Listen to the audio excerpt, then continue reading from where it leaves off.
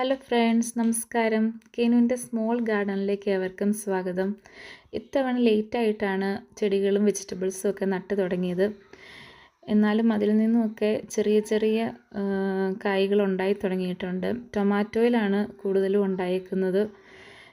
പിന്നെ കുറച്ച് potato, beetroot, cucumber, pumpkin ഇതൊക്കെയാണ് ഉള്ളത്. ഇത്തവണ അധികം നടാൻ പറ്റിയില്ല. നെക്സ്റ്റ് ടൈം കൂടുതലാക്കാമെന്ന് വിചാരിക്കുന്നു.